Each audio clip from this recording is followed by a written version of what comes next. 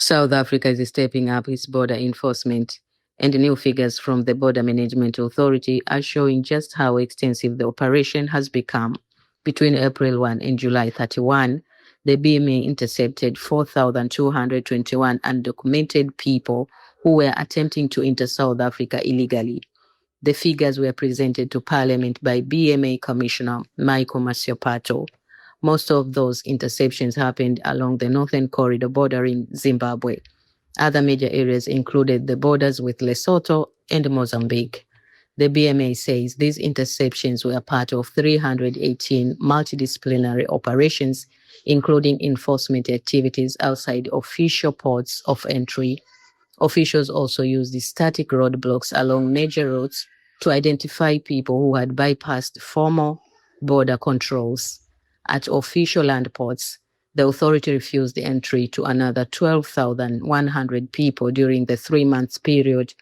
Masiapato explained that officials are now taking a stricter approach toward travelers who cannot clearly explain where they are staying, why are they entering South Africa, or how they will financially support themselves during their visit.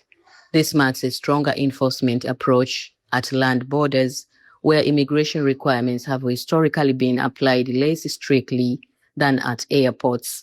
The BMA also reported 760 arrests, with particular attention being placed on people allegedly facilitating illegal entry. Nearly 10,000 deportations were processed through border reinforcement operations during the period. The broader repatriation figures are even larger. As of August 7, the BMA said 89,936 people had been repatriated. More than 54,000 were Malawian nationals, while around 37,000 Zimbabweans were repatriated, with about 2,200 Mozambican nationals also included. But border enforcement is not the only change being planned. The government is working to move refugee reception centers closer to ports of entry.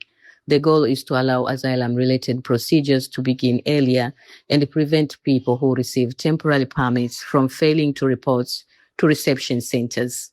Security has also been reinforced, with SAPS members and SANDF personnel deployed to vulnerable border areas. And technology is becoming another major part of the strategy. The BMA is preparing for the rollout of the Electronic Travel Authorization and EMCS 2.0, with the latter expected to cost around 250 million rand and include facial recognition cameras and improved monitoring systems. The bigger question now is whether these measures will significantly improve border control while maintaining a fair and efficient immigration system. What do you think of South Africa's tougher border strategy? Share your view in the comments and stay connected for further developments.